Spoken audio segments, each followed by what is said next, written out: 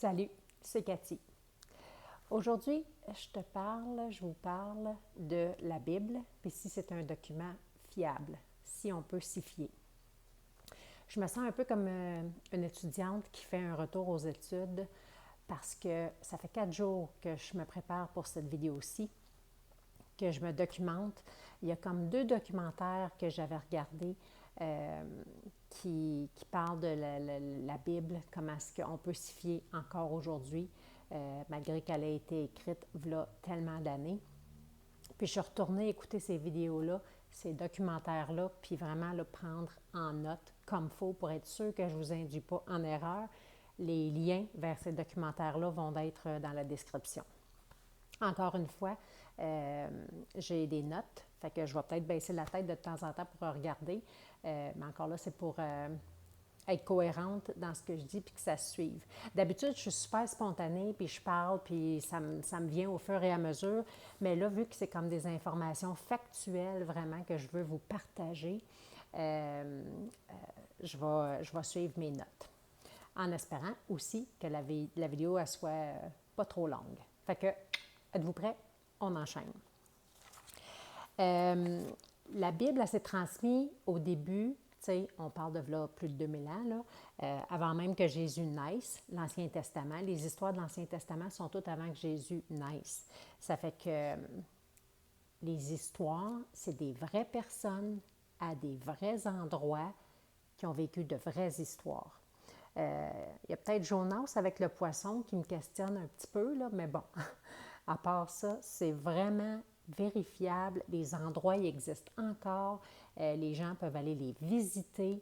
Il y a plein de côté archéologique, des trouvailles qui ont été faites, certaines récentes, là, dans les dernières décennies, où ce qu'on a trouvé le bateau de Noé, où ce qu'on a trouvé des résidus des chars, quand ils ont fait la traversée là, dans le temps de Moïse, puis que l'eau s'est séparée, puis l'eau a retombé, bien, ils ont trouvé dans le fond de la rivière, dans le fond de l'eau, des résidus des chars romains avec les roues puis tout ça dans le temps. Anyway, c'est des choses vraiment vérifiables. Puis dans le temps, les histoires se transmettaient principalement de bouche à oreille, de père en fils, de père en fille, de génération en génération, dans les villages, comme que nous, on a connu dans le temps de nos grands-parents, là, le jasage qui se faisait au marché, au magasin central qu'on appelait, là, bien, dans ce temps-là, les villages, alentour d'un feu de camp ou des choses comme ça, on transmettait les histoires de la Bible. Puis, au fil du temps, il y a eu des écrits. Dans le temps, ça s'écrivait, on écrivait sur des peaux d'animaux. Il y avait aussi des feuilles de papyrus, c'est une plante, papyrus. C'est une plante que, un peu comme le principe des pâtes et papiers aujourd'hui, là, on enduisait ça, on humidifiait ça, puis tout ça, puis on coupait ça en languettes, on collait ça, on tissait ça à l'horizontale, à la verticale, puis tout ça, puis on faisait coller ça ensemble, on mettait une pression là-dessus et tout ça, puis ça faisait comme des feuilles de papier, si tu veux.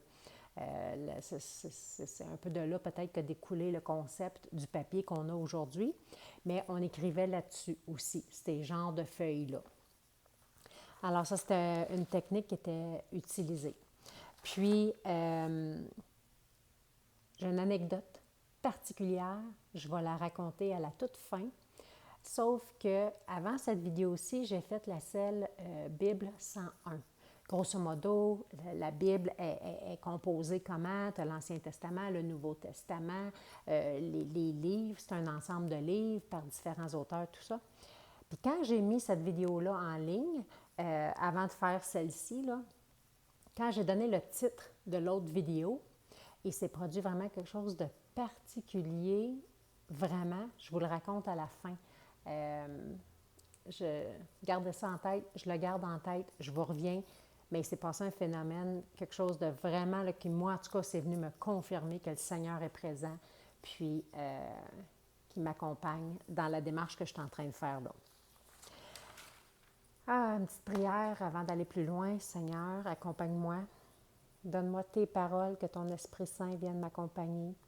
que je transmette les informations que tu veux que je transmette à toute personne qui écoutera cette vidéo-là.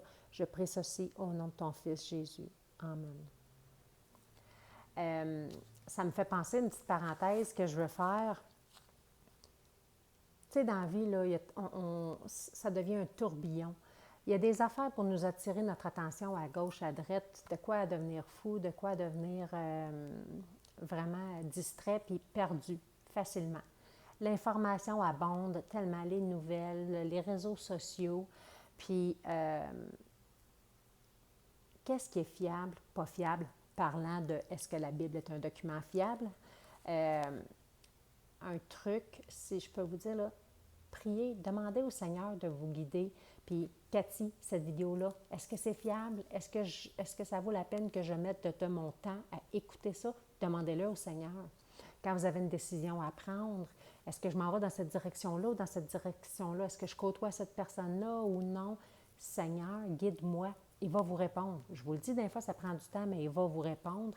Puis, quand on fait ça, on sauve tellement de temps, on se sauve tellement de problèmes, de détours inutiles, de perte de temps, de perte d'énergie, quand on s'en remet au Seigneur.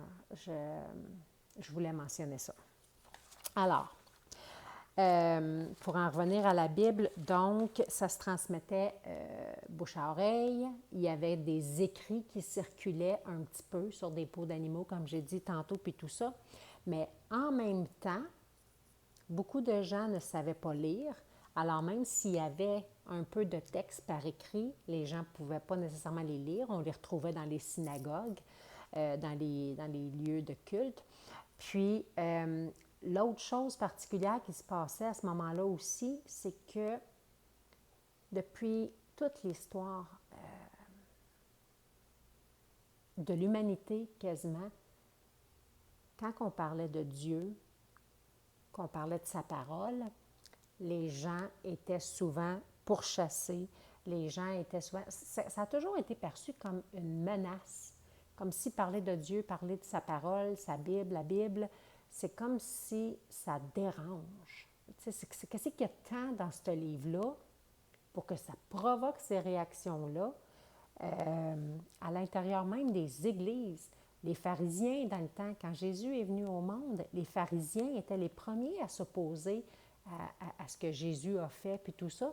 Puis, les textes bibliques, les textes sacrés, pour qu'on les ait acceptés, là, ça a traversé dans le temps tout un processus et les gens ont été persécutés parce qu'on voyait ça comme menaçant de perpétuer la parole de Dieu. Alors, les gens distribuaient les quelques écrits qu'il y avait en catimini, en secret, au risque de leur vie, carrément au risque de leur vie. Puis, fait que ça, c'est autant les histoires de l'Ancien Testament que quand Jésus y est venu. C'est un petit peu la même chose qui a continué de se produire. Puis, une des choses particulières, quand Jésus y est venu, ce qui a vraiment frappé les gens, et à ce jour encore, quand il y a des recherches, des documentaires télévisés ou des choses comme ça, ce qui ressort, c'est à quel point Jésus était un personnage, une personne marquante, frappante. Tu ne pouvais pas rester indifférent quand tu avais été en contact avec lui. Puis c'est drôle, parce que la Bible, c'est un document vivant. C'est comme s'il est là à travers les pages. Dieu est là dans les pages. Jésus, il est là dans le Nouveau Testament. Puis, à ce jour, encore aujourd'hui, il y a des transformations qui se vivent qui ne s'expliquent pas. Puis les gens, une fois qu'ils l'ont vécu, la transformation, la conversion, sont, moi la première, tellement convaincus de ce qu'ils ont vécu, deviennent tellement convaincus que la parole est vraie, que ce que ça dit dans la Bible, c'est vrai, que ces personnes-là, ils sont prêtes à déplacer des montagnes pour témoigner, pour en parler, puis pour aider d'autres personnes à connaître ça, ce bonheur-là, cette transformation-là qu'on connaît. Puis Jésus, quand il se promenait d'une place à l'autre avec ses apôtres, avec les disciples, il racontait, répétait les mêmes histoires. Puis il y avait un don de conteur, là. Il y avait un don de la parole, l'amour qui le transcendait, la bonté qu'on n'a pas connu en personne d'autre que lui à ce point-là parfait. Là. Il y a des personnes comme Mère Teresa qui ont été des modèles. Il y en a quelques personnes qui sont venues après lui, là, puis qui sont des modèles d'amour, des personnes d'une grande bonté, sainteté. Mais parfait comme Jésus, il n'y en a pas eu d'autres. Alors, il était particulier et il répétait souvent les mêmes choses. Fait que ça l'a aidé à faire en sorte que ceux qui en ont parlé après, ceux qui l'avaient côtoyé et ceux qui en ont parlé puis qui ont répété les histoires de qu'est-ce qu'il avait dit, où ce qu'il avait été, puis les miracles qu'il avait faits, bien, c'était tellement vivide, c'était tellement indescriptible que ça l'a tellement frappé les cœurs, frappé l'imaginaire des gens, que ça l'a aidé à perpétuer, de garder vraiment là, les détails près. Fait que quand ils ont réussi à mettre ça par écrit, encore là, à cause qu'ils se répétaient, puis ils répétaient les mêmes paraboles, les mêmes histoires, bien, les gens pouvaient se souvenir mot à mot de ce qu'ils disaient, ce qui avait été dit. Puis il y a un verset dans la Bible qui dit, c'est Jean 7, 46, puis à un moment donné, les pharisiens, les gardes qui surveillent le temple, puis tout ça, ils reviennent, puis là, il s'est passé de quoi avec Jésus, puis là, les pharisiens, ils disent, bien, vous ne l'avez pas arrêté, vous ne l'avez pas ramené. Puis les gardes, tu sais, c'est pas les adeptes de Jésus là, qui sont émerveillés de rencontrer Jésus, là, c'est les gardes du temple. Ils reviennent puis ils disent, jamais personne n'a parlé comme cet homme. Même les gardes des pharisiens sont revenus, puis là, les autres, les pharisiens, voyons, il est où? Vous ne l'avez pas ramené? Puis on dit, il y a quelque chose, ce gars-là, il y a quelque chose, lui.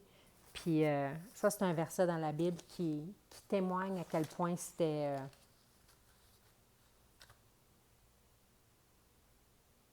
phénoménal. Fait que après la mort de Jésus, encore là, un peu de la même façon que les versions de l'Ancien Testament qui ont circulé, c'était sur des peaux d'animaux qu'on écrivait, sur des feuilles de copper en anglais, c'est du cuivre, des feuilles de cuivre, des feuilles de papyrus, là, la plante aussi, ça c'était une autre façon. Alors, puis une autre aussi façon qu'on a réussi à transmettre la parole dans le temps, puis qui nous aide aujourd'hui à identifier sa fiabilité, c'est qu'il y avait des scribes. Des scribes, là, c'était des personnes qui... C'était un métier de moine, un métier c'est comme ces personnes-là dévouaient leur vie à retranscrire les textes bibliques, les textes sacrés. Puis c'est quand même particulier. Puis si vous écoutez le film Paul, l'apôtre du Christ, qui est sorti là, il y a quelques années, vers la fin du film, il y a une scène là, touchante. Là. Il envoie un jeune garçon, il y a un jeune Romain qui est avec les nouveaux chrétiens, puis tout ça. Puis eux autres, ils se disent, bien peut-être que lui va être correct pour aller rejoindre quelqu'un d'un autre village, puis aller transmettre une information, puis... fait que lui, il part, le petit jeune, puis tout ça, puis il est attrapé par les Romains, puis il est torturé, le petit jeune, il est massacré, puis il revient, puis ça crève le cœur de voir comment est-ce que c'est à l'image de combien de personnes ont été torturées pour simplement avoir essayé de répandre la parole de Dieu. C'est... il y a cette scène-là vers la fin du film là, que ça témoigne un petit peu de tout ce que je suis en train de vous conter. Bref, je reviens aux scribes. Les scribes, là, il y avait des rituels. Leur métier, c'était de retranscrire mot à mot, lettre par lettre, les textes bibliques. Puis, juste vous donner un exemple, il fallait qu'ils prennent un bain un bain sacré avant chaque journée, avant de s'installer, puis faire la transcription. Ensuite, à chaque fois dans le texte biblique qu'il y avait le mot Dieu, ou selon les, tu sais, dans ce temps-là, éternel, Yahvé, il fallait qu'ils essuient leur crayon, leur stylo, je ne sais pas comment tu appelais ça dans le temps. Il fallait qu'ils l'essuient avant d'écrire le mot du Père, de Dieu comme tel. Tellement c'était grandiose pour eux autres. Ça pouvait leur prendre jusqu'à une année complète faire une version. Une version. Il n'y avait pas d'imprimante dans ce temps-là, de machine de photocopie, puis des presses d'impression, puis tout ça, là. Ça pouvait leur prendre 1 an par scribe pour faire une version complète.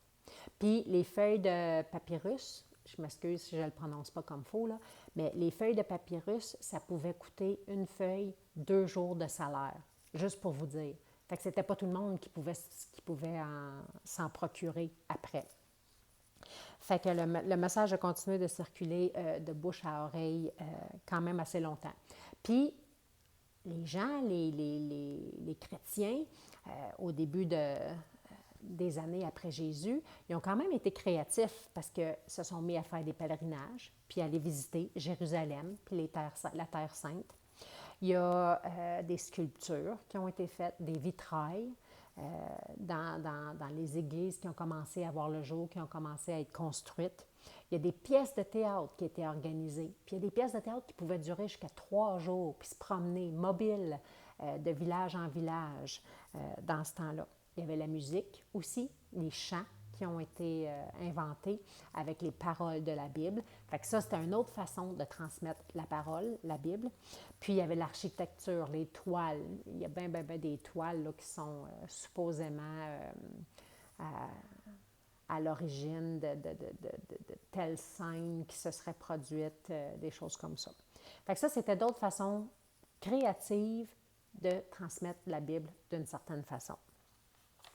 Et en même temps que tout ça, au fil des siècles, il y a toujours eu de la persécution des chrétiens. Il y a toujours eu de la persécution à quelque part pour empêcher la circulation, la distribution de la Bible, du texte de la Bible. Comment est-ce qu'il y a de gens qui ont été massacrés, pendus, torturés, décapités, tout ça pour les empêcher de distribuer la parole.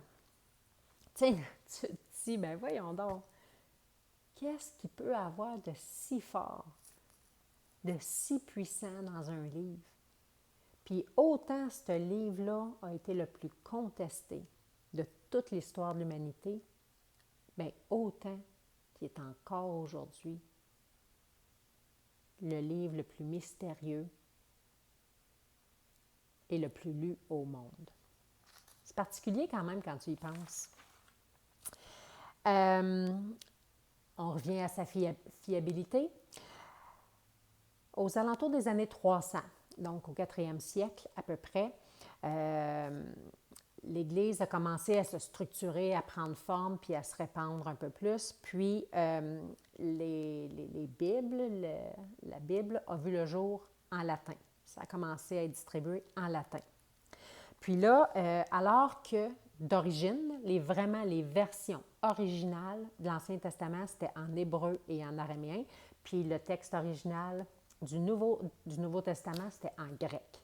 Mais aux alentours des années 300, on a traduit ça en latin et on détruisait toutes les anciennes versions dans les autres langues qu'on pouvait trouver.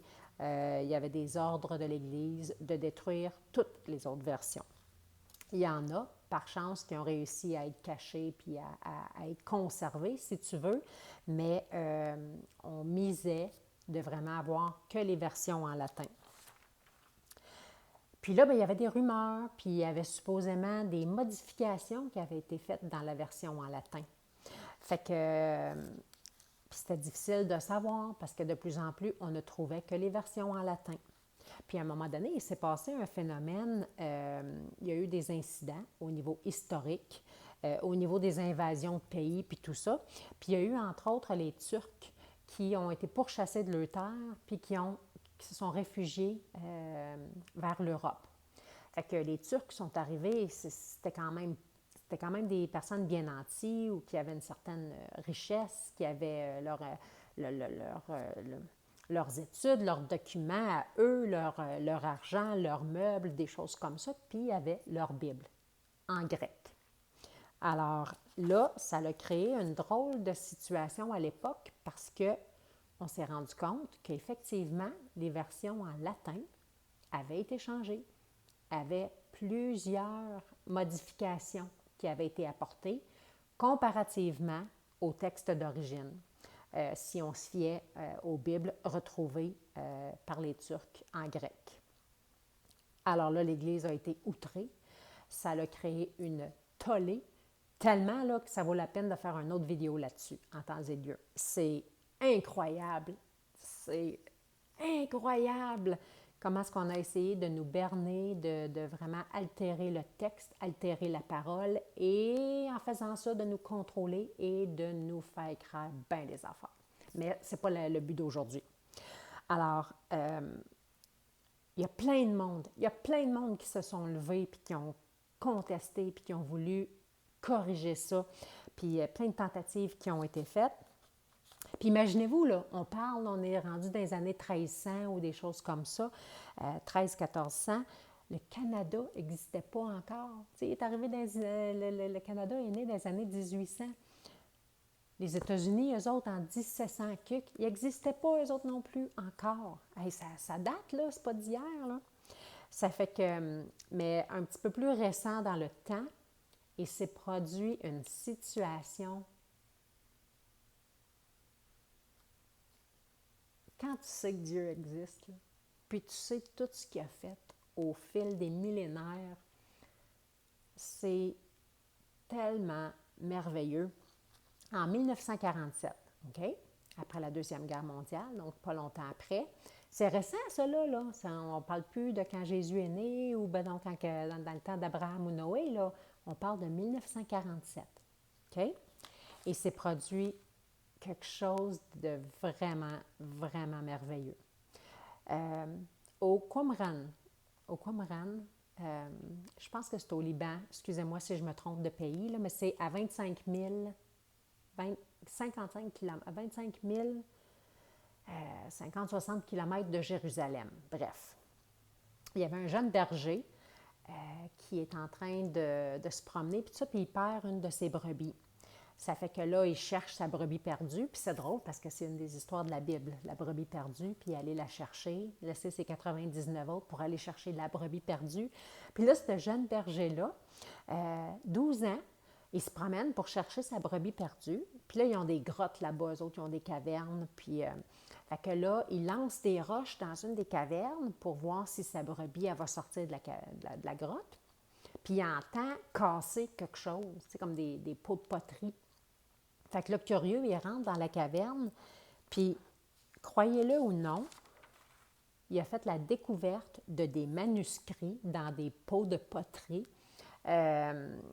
Puis c'était cassé, c'était la description qu'on a su par après, là. Il a fait, c'est la plus grande découverte archéologique de manuscrits en langue hébreu et en langue grecque de tous les temps. De tous les temps. Imaginez, là, en 1947, ce qu'on avait comme copie, on n'avait pas les originaux, ça n'existait plus, là, on n'avait plus aucun des originaux des textes bibliques, autant de l'Ancien Testament que du Nouveau Testament. Les copies les plus vieilles qu'on avait, là, bien, ce qui a été trouvé dans cette grotte-là en 1947, c'était 1000 ans avant. Il y avait des copies là-dedans de 1000 ans avant les versions les plus vieilles qu'on avait en main avant ce moment-là. Imaginez, là.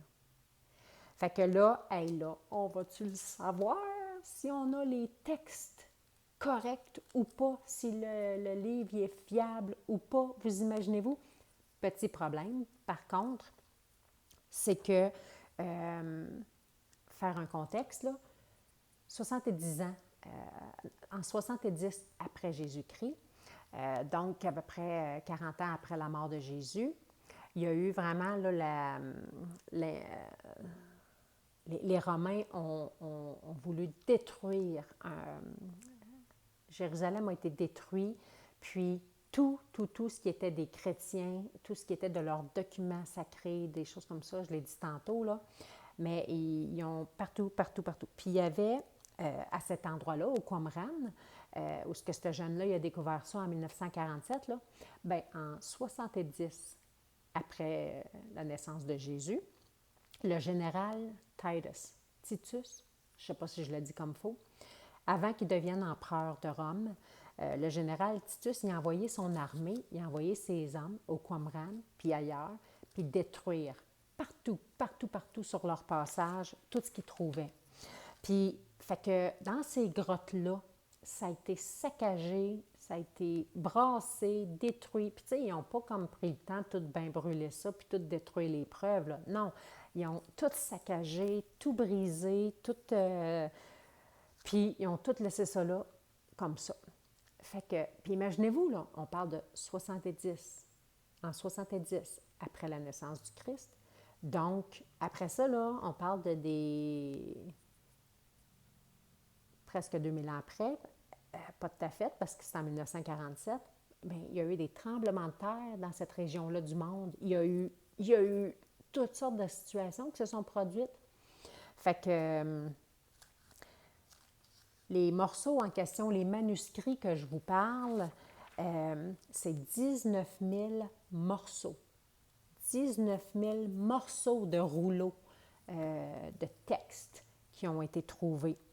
Fait que, en plus de ces 19 000 morceaux-là, tout éparpillés, qui ont réussi à ramasser, il y en avait 12 000 qui, à l'œil nu, ils n'étaient pas lisibles. On n'était pas capable de les lire.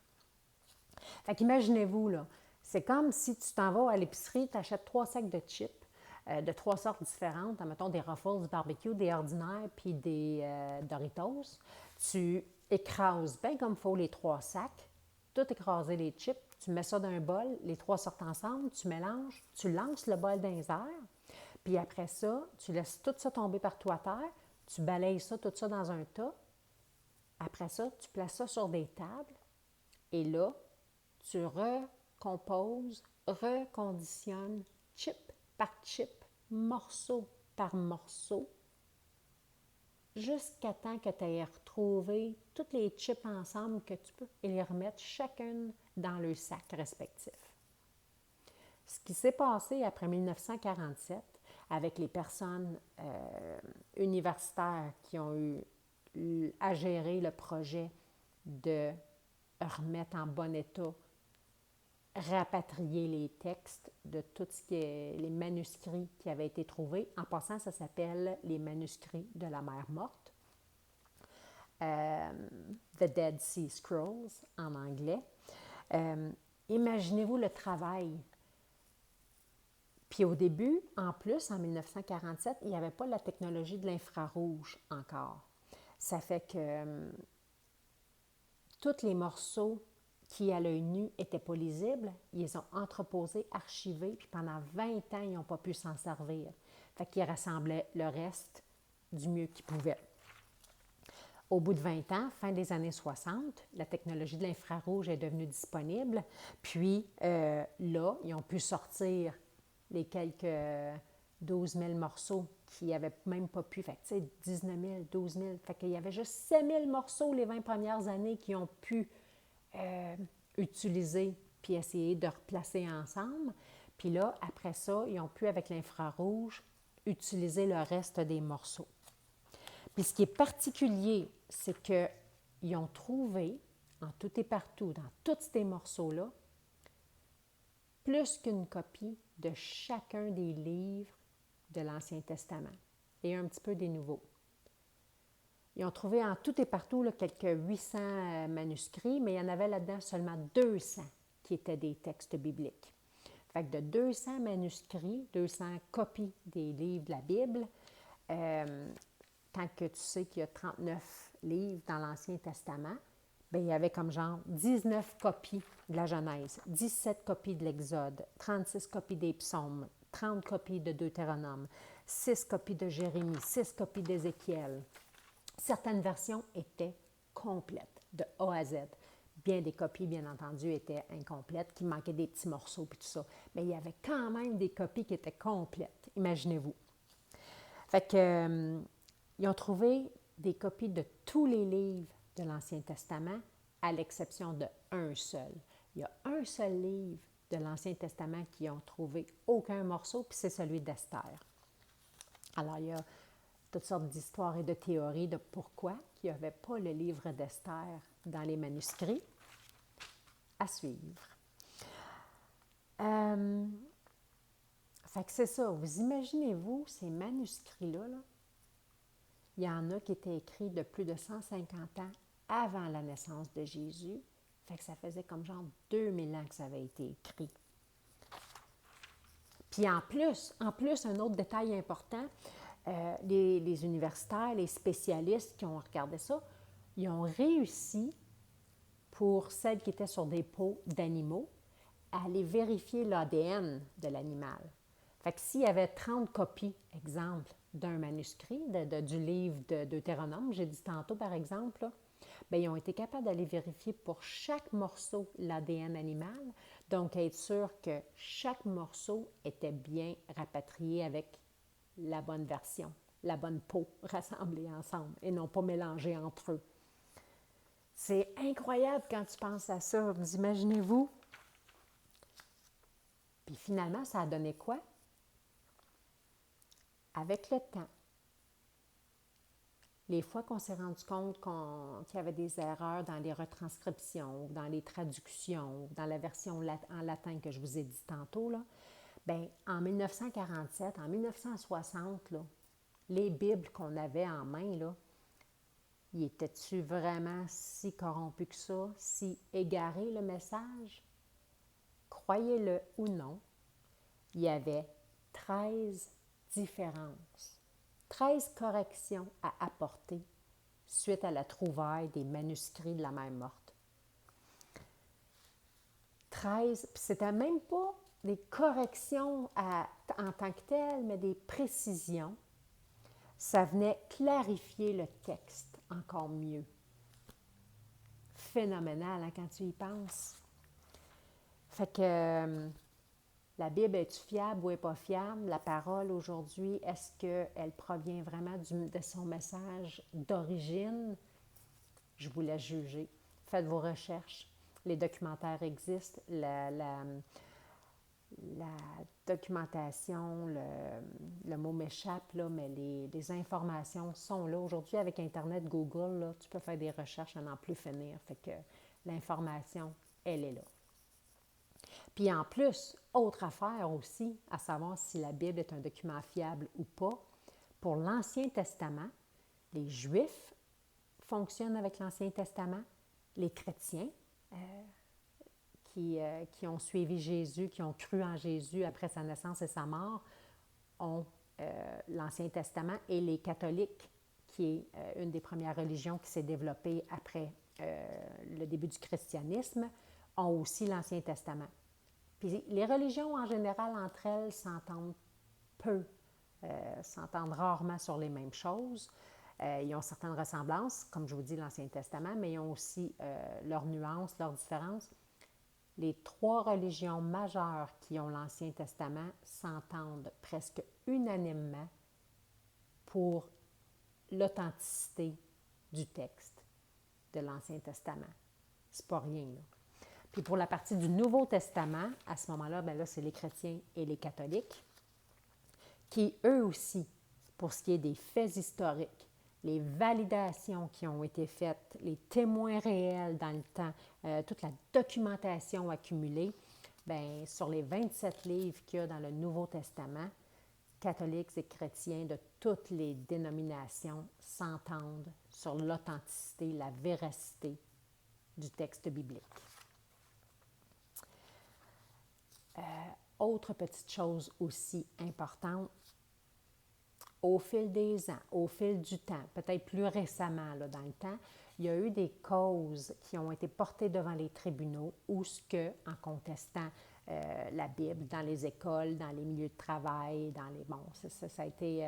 la parole a toujours continué d'être contestée, d'être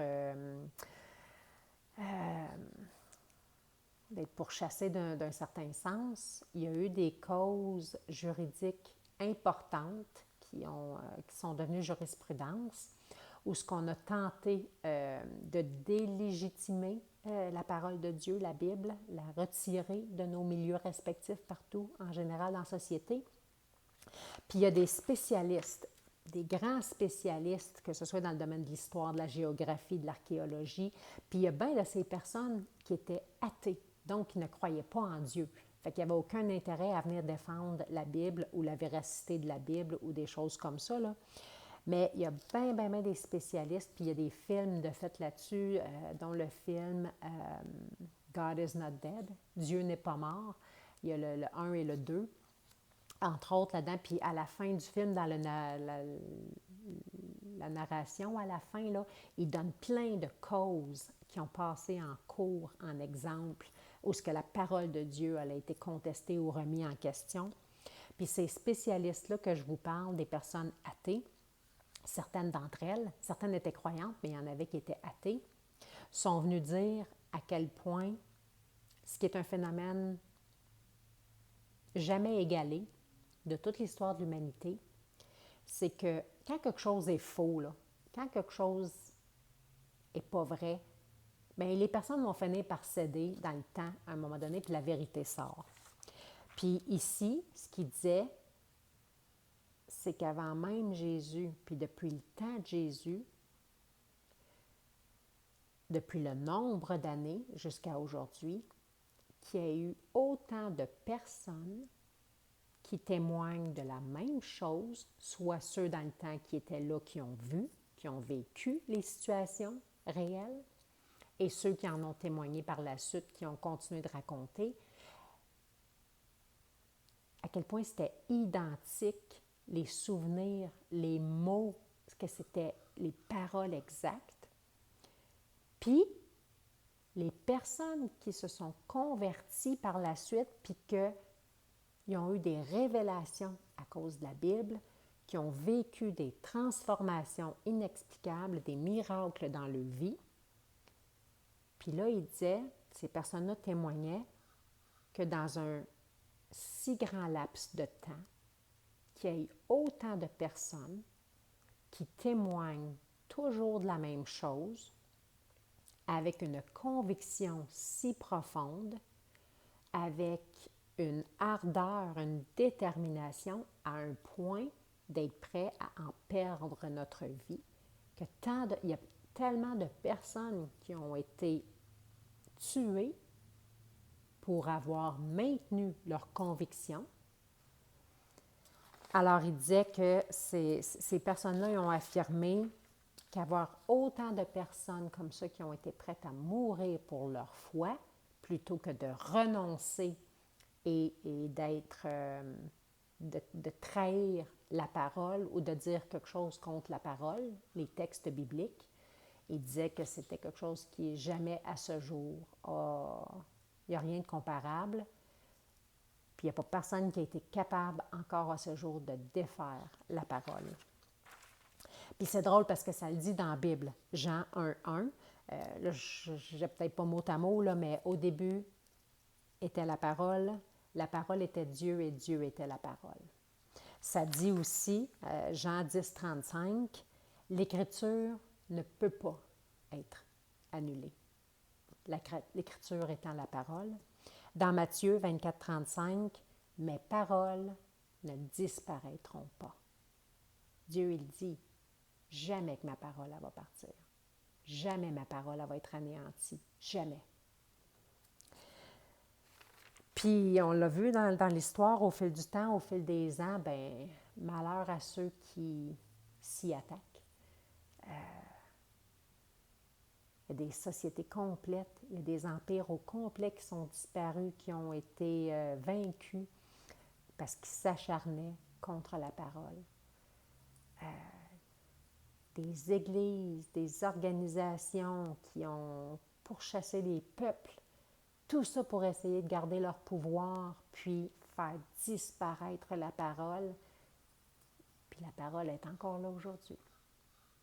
La Bible est encore là aujourd'hui. J'avais dit, je termine là-dessus,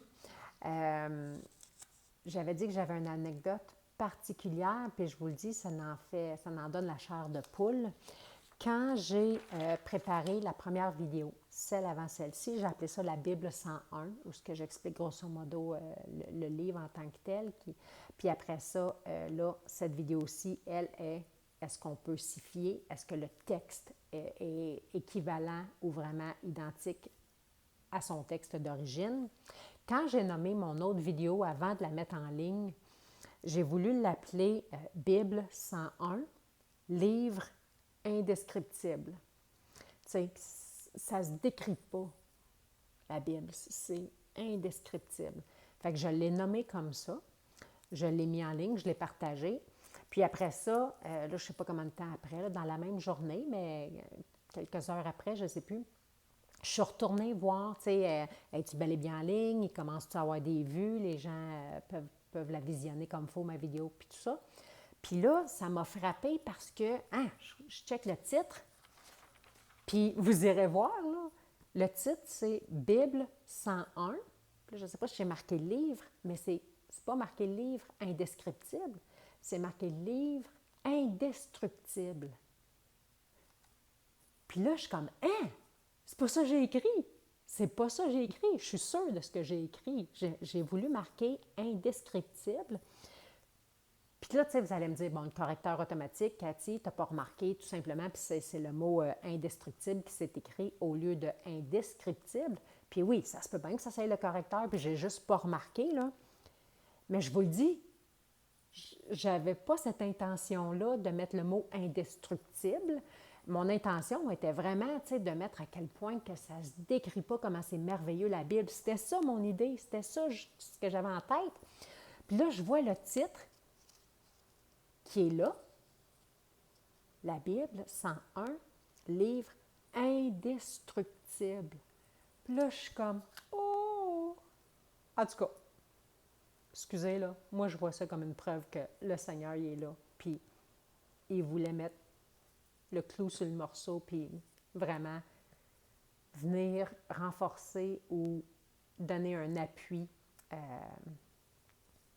à ce que j'essaye de vous partager comme résumé, comme information. J'ai trouvé ça tellement, là, un beau clin d'œil. Une belle dieucidance. Voilà, une belle dieucidance. Fait que ça, c'est l'anecdote que j'avais à vous raconter.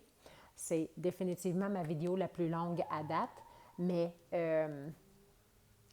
c'est l'information que j'avais à partager sur ce merveilleux livre-là. C'est la façon que Dieu prend pour nous parler. Il nous parle aussi à travers la prière. On peut se connecter à lui par la prière, par la louange, le chant. On peut... mais la Bible, c'est un incontestable moyen. Il est vivant, il est dans le livre, puis la parole, elle passe à travers toutes les parties de notre corps, se rendre jusqu'à l'âme pour venir nous parler. Puis d'une fois à l'autre, quand on lit certains extraits, ils ne nous parlent pas de la même façon. Le message peut changer d'une fois à l'autre. Allez découvrir ce merveilleux livre-là si vous ne le connaissez pas. Il y a des applications, l'application YouVersion que vous pouvez télécharger sur votre téléphone puis avoir un verset par jour. Il y a des podcasts que vous pouvez écouter sur YouTube ou Internet. Vous pouvez l'avoir enregistré audio si vous n'êtes pas capable de la lire, si vous n'êtes pas une personne qui aime lire. Il y a plein de films, il y a plein de merveilleux films sur la Bible. Peu importe que tu sois une personne visuelle, auditive, peu importe, il y a une façon pour toi de découvrir la Bible, la parole, puis qu'elle ait cet impact-là, qu'elle fasse ses merveilles en toi, comme elle le fait à travers tellement de milliers d'autres personnes. Merci, à bientôt.